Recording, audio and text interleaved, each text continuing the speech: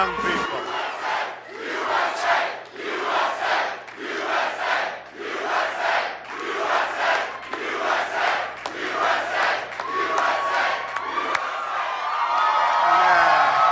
Sit down, just relax. Let's just have a good time.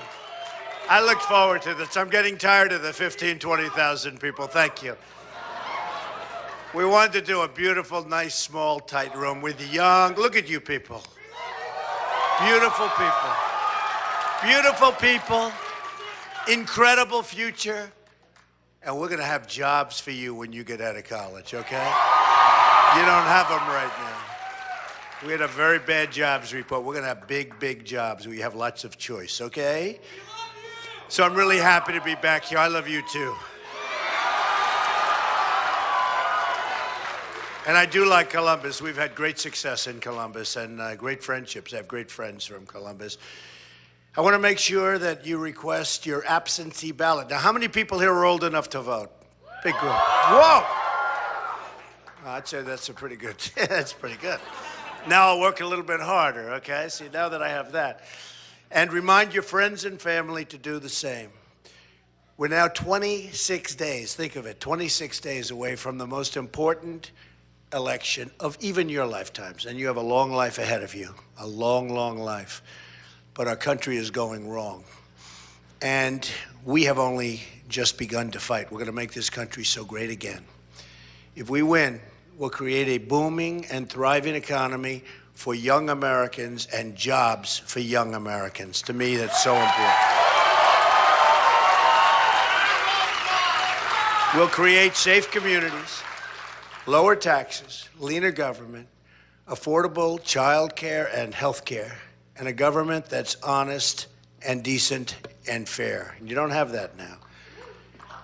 We are going to be...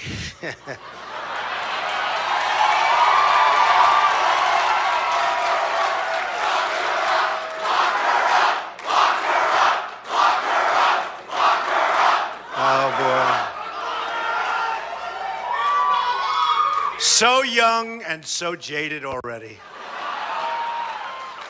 But you understand life, I'm impressed. You understand life at a young age. We are the campaign of change, you know that. We will deliver jobs, opportunity, and justice for future generations, your generations. We will, better believe it. I've wanted this race, and you know that, to be about the issues. We won by everybody's account the other night. We had a debate with Crooked Hillary. And we won that debate. And I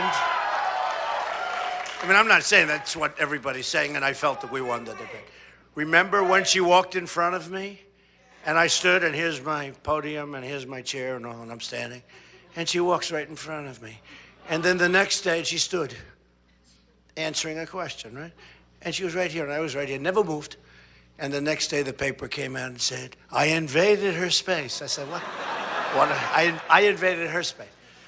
No, we won that one, and we look forward. I guess Wednesday night, we have another one with Crooked Hillary.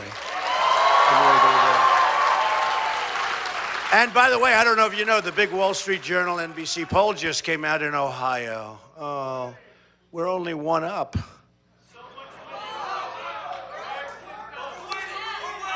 You know? No, you know what? And I say that kiddingly, we're one up. And we got very unfairly battered by people. I have no idea who these people are. I've been battered by people that I have no idea who they are. But we're one up in the NBC Wall Street Journal poll, which never treats me good. So we're one up in Ohio, and it just came out in North Carolina. We're one up also. We're doing well. And she's spent a fortune on ads, fortune, here in North Carolina, just an absolute fortune. And, you know, I'll tell you what, we're going to have some big surprises. This is going to be Brexit all over again, except even bigger numbers. The Clinton campaign has refused to discuss the issues. In fact, the WikiLeaks just came out today. She's got no core. Her people are saying, what's her core? What's she talking about? What's a core? I have a core. You know what it is? Make America great again. That's my core. Instead of the issues, they've slandered and libeled me with false accusations. But we will not let these lies distract us from our campaign. And it's a campaign of truth. It really is. In an earlier speech today, I addressed the fact that I was falsely accused. And I think possibly some of you have seen it or watched it.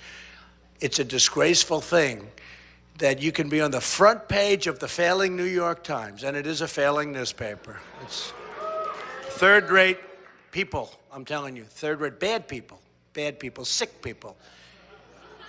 I was on the front page. I think I had 3 stories on the front page today.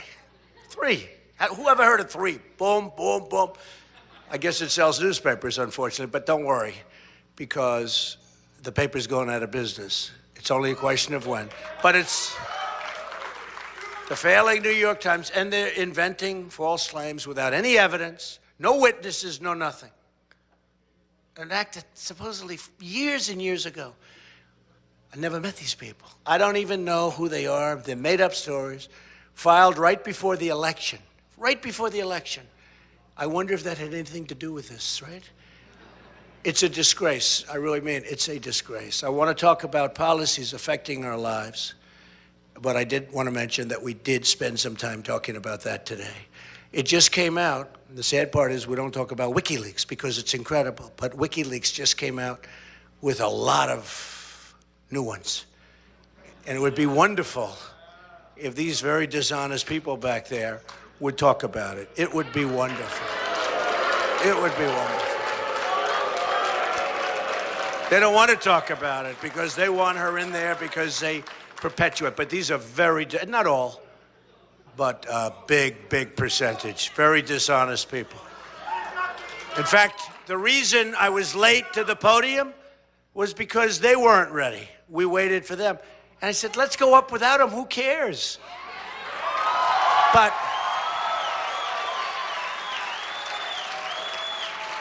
my people said, no, we should wait till the press is. So I'm sorry to keep you waiting, but it's their fault, not mine. Right now, our government has been taken hostage by global special interests that will stop at nothing to drain every last ounce of wealth from this country for their personal benefit. You're going to see it. The greatest weapon wielded by crooked Hillary is the media. That's what she got. She got nothing else. Believe me, there's nothing there. She couldn't even pass her bar examination in Washington, D.C., okay? I don't know if you know that, okay? Hillary Clinton failed her bar examination in Washington, D.C. She got nothing going. The WikiLeaks emails show that the Clintons and the corporate media are one and the same. They collaborate and they conspire together. This Washington establishment will stop at nothing to stop all of us. And you're going to see that. You're young people, but you're going to see that. Although we do have one of the most successful real estate people in the world. Would you please stand up? Look at this guy, 55,000 units. Stand up.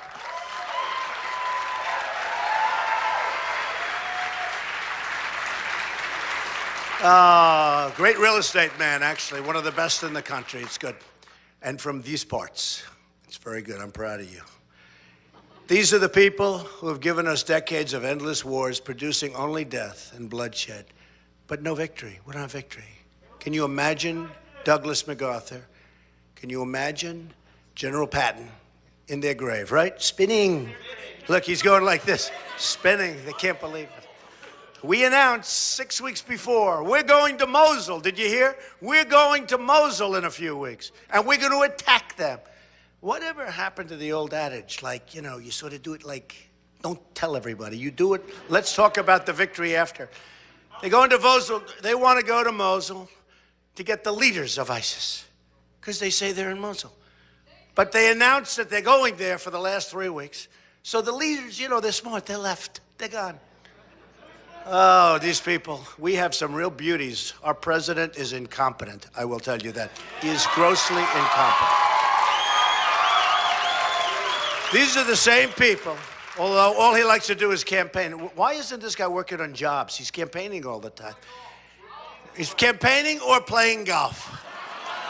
He plays more golf than if you were on the PGA Tour. These are the same people who have flung our doors open for radical Islam, putting us on the same path to France and to multi-generational struggles with violence and extremism embedded in our communities. You see what's happening. Take a look at France, take a look at Germany, take a look at certain parts of Sweden, take a look at areas. You don't want to go there. These are the people who've allowed violent international cartels to invade our country and prey on our most vulnerable citizens. And they are vulnerable. Victims like Marilyn Ferris, raped by an illegal immigrant with a lengthy criminal record and beaten to death viciously with a hammer, wasn't supposed to be in our country. Should never have been. They didn't want to put him out. These are the people who have let our drugs pour, and let just drugs. Drugs are pouring into our country from the southern border, and they're poisoning our children. Hopefully they're not poisoning you. Stay away from drugs, stay away from alcohol, and stay away from cigarettes. I always tell my kids, no drugs, no alcohol, no cigarettes. Ivanka said to me when she's like 5, she didn't even know what I was talking about. She said, Dad, you're driving me crazy with that. But every time they went, no drugs, no alcohol, no cigarettes. So you just remember that. Puts you at a big, big, big disadvantage. You get hooked. If you get hooked, it's hard to get unhooked. Puts you at a big disadvantage. So just remember, maybe that's the thing you'll learn or remember most from what I'm going to say, okay, if you want to know the truth at your age. These are the people who emptied the jobs out of Ohio, Pennsylvania, Michigan, North Carolina, and all of our states, so many of our states, and shipped them to Mexico and other countries. The political powers trying to stop us are the people who have stripped these jobs right out of our inner cities, trapped millions of African American and Hispanic Americans in impoverishment. I mean, they're impoverished. You have to see these inner cities, and you've seen them. You've seen them. They're crime-besieged neighborhoods, and left 70 million American women and children in poverty or near the brink of poverty. At the center of this assault on American prosperity is the Clinton campaign. These are her ideas. These are they want to do it. They've been running the inner cities, the Democrats, and the Democrat ideas for up to 100 years, and even more than that. Unbroken. Guess what? It's not working. And it's very unfair to the people that have to live there and be shot when they walk to the store. And all of the things that you read about and watch every night on television. They don't work for you. They don't work for America. They work only for themselves. These are the people we're talking about, including foreign government and foreign actors. Hillary Clinton is a criminal who destroyed 33,000 emails after a congressional subpoena was issued. Can't do that. She's a criminal. She's a criminal. You get a subpoena from the United States Congress, and you say, get rid of those emails. 33,000 emails were deleted and acid washed. Nobody even heard of it. They were bleached. It's a very expensive process. People don't use it because it's too expensive. She used it. And then she hammered her phones, right? Anybody get rid of your cell phone? Anybody ever hammer it? Anybody hammer it? Anybody? No? Good. That means we have all honest people in here. She ignored hundreds of requests for security in Benghazi, causing the death of 4 brave Americans. And then she lied to the face of grieving parents about the reason for the attack. You remember that. She defended a man who violently and viciously raped a 12-year-old girl by horribly smearing and blaming the victim. And then she laughed about getting the rapist off the hook. You've seen the tape. She was laughing. She thought it was funny. The guy raped a 12-year-old girl. Speaking in secret to a foreign bank, Hillary pledged her support for open borders. That means tens of millions of new foreign workers to compete against you for your jobs, your wages, your future. She's selling out the future of young Americans of all backgrounds to enrich her donors. We won't let that happen. We're not going to let it happen. Hillary and her special interest allies want to keep children in our inner cities trapped in failing schools. Under a Trump administration, disadvantaged children will be able to attend the public, private, charter, or magnet school of their choice. Under President Obama and Hillary Clinton, it's very important.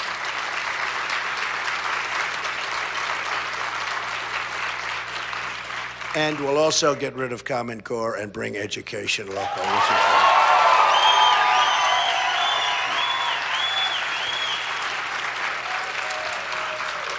Under President Obama and Hillary Clinton, the national debt has almost doubled. $20 trillion national debt is a weight around the future of every young person in this country and every young person, sadly, in this room. It would require $120,000 from every millennial in the country to pay it off. Anybody have $120,000? We'll make a good, how about 50? How about 20? How about 2? We'll sell it to you for 2. The new debt added under Obama and Clinton would have been enough to pay off all of the outstanding student loans in the United States 6 times over. Think of that. Yet not one penny of that new debt has gone to lowering your tuition and the people that are going to follow you. It's only getting worse. Outrageous. He's right. Who said that? Stand up, that's okay. No, I'm not gonna, no, that's okay. Good, nice looking guy. Good, sit down.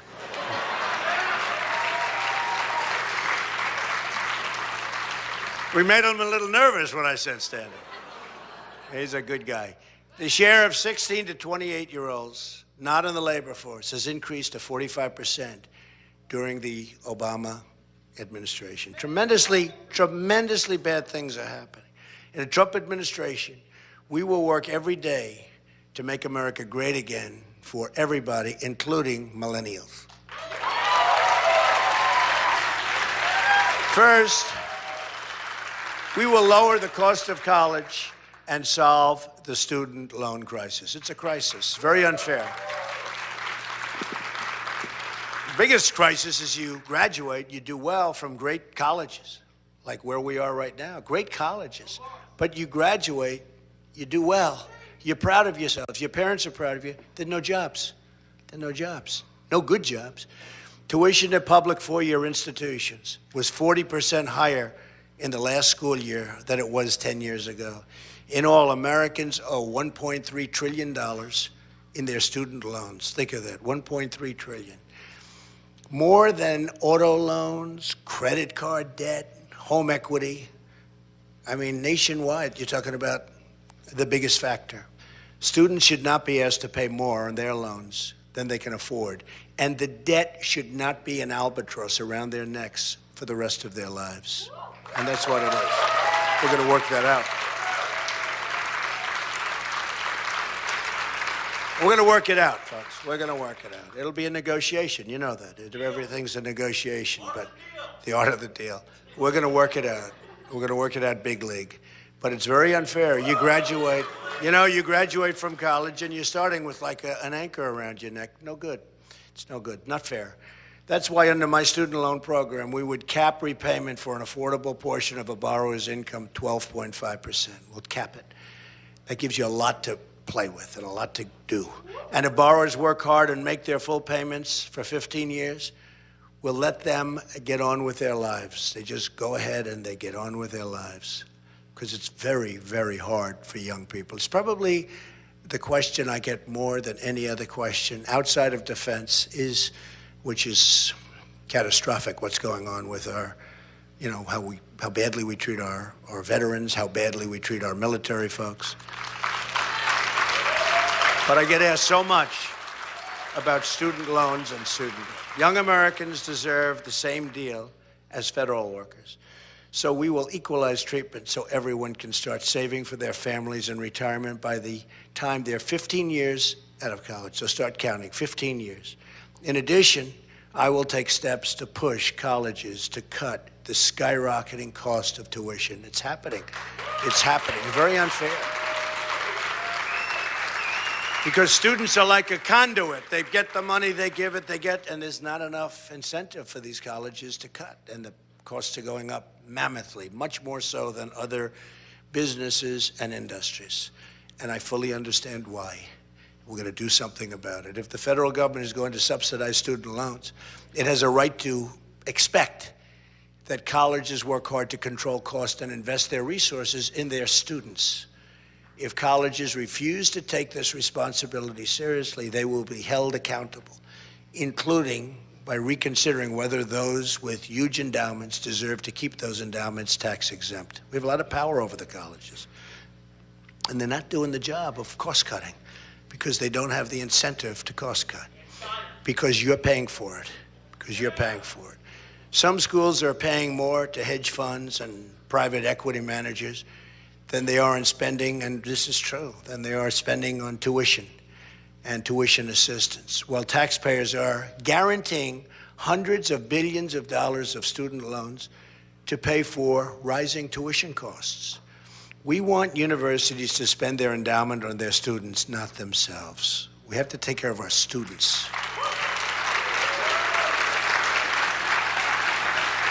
They need to use that money to cut the college debt, and they have to cut college tuition. They have to do it, and we have to do it quickly.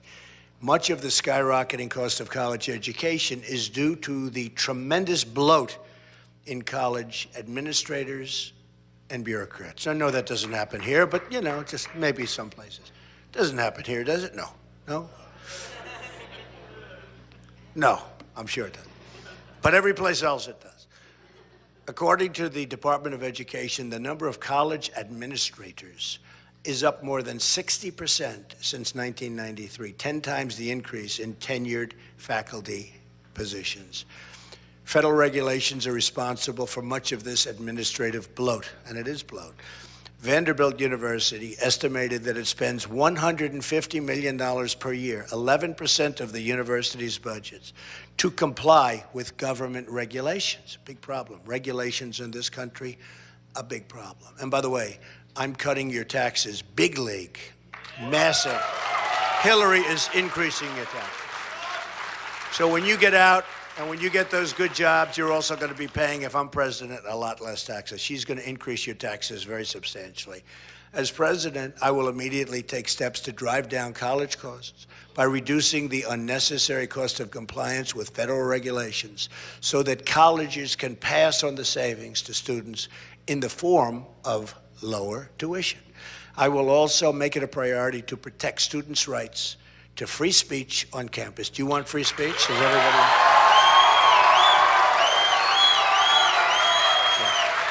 You'll have it.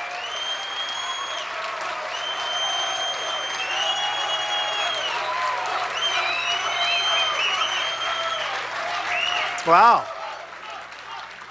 Wow.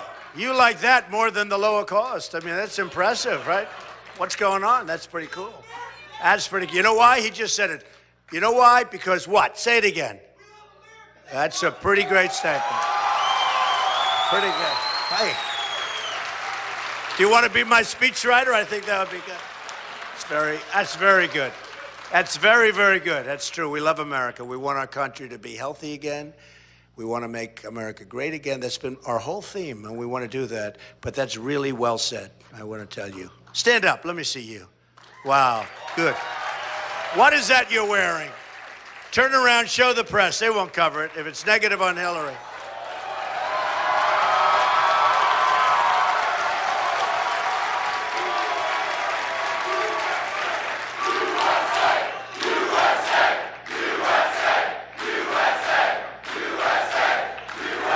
That's great.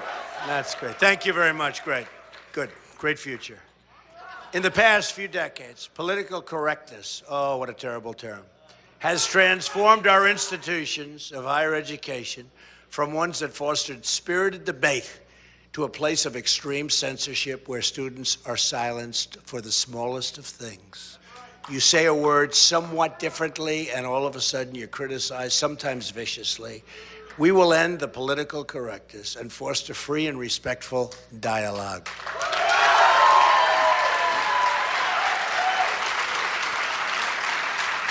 We also have to recognize that traditional four-year degrees and programs are not the only path to a good job and a good career. We understand that. We will fully support schools that allow people to learn skills and practice a trade so young people can have access to the education that's right for them. For instance, when I was in school, we had some students that were horrible students.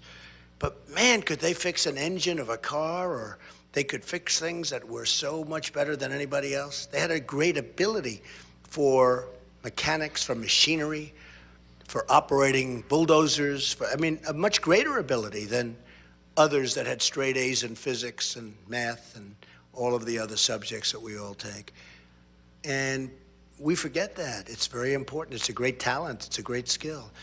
And we must hold all schools equally accountable for their performance. I will make sure that students have the information they need, all about their options. They have to have options before starting school and for repaying their student loans upon leaving school, and we'll make it so you can do it and do it very easily. You watch. There's a lot of room for improvement in this regard. Currently, students navigate 16 complex repayment plans. You know about that, right? Some of you. 8 forgiveness programs and 32 deferment and forbearance options. Each of these programs has their own nuances and qualifications. I will simplify this confusing maze into a single income-based repayment program similar to those that have proved so popular in recent years. That's a very important thing. Very important. We also have to make sure that those who have graduated college and those who are soon to graduate can find a great job. This good job, but I mean great job, right? We want great jobs. We don't want good jobs. To start a career when they do. A lot of our great jobs are gone to other countries, gone to Mexico, gone to China, gone to lots of places. We don't have many good jobs anymore. Many mothers across this country are worried their kids won't find jobs. Are any of your mothers worried about that? Huh? Yeah. A lot of mothers and fathers. And fathers. And they're right to be worried. One of the biggest threats is outstanding and it's really a tremendous threat. The outsourcing of jobs for college-educated kids are being sent to other countries, and they're going at a rate that we've never seen before. At the same time, companies are importing low-wage workers on H-1B visas to take jobs from young, college-trained Americans. You've been seeing that, and you've been hearing that. We'll protect these jobs for all Americans, believe me. My economic plan, including tax, trade regulatory, and energy reforms, will create 25 million new jobs and allow the private sector to grow at 4% per year. Right now, it's hardly growing at all.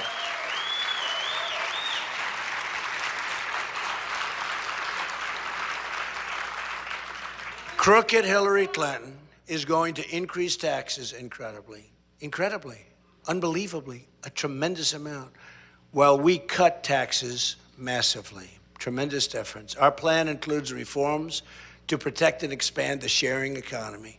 Startups like Uber that have managed to provide great services for consumers and to consumers. In some cases, I'm hearing little other things. We'll have to check that out. Do you like Uber? Does everybody like it? Okay. And create lots of jobs in the process. Finally, and most importantly, the foundation for a new prosperity will be rededication to the constitutional rule of law.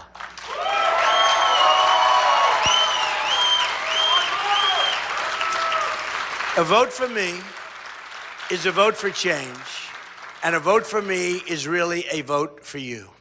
Together, we will make America so strong. We will make America so powerful and so rich. Together, we will make America great again. And I want to thank you, and God bless you. You are amazing young people. Amazing young people. Keep up the good work. Say hello to your parents, okay? And thank you, fellas. Thank you.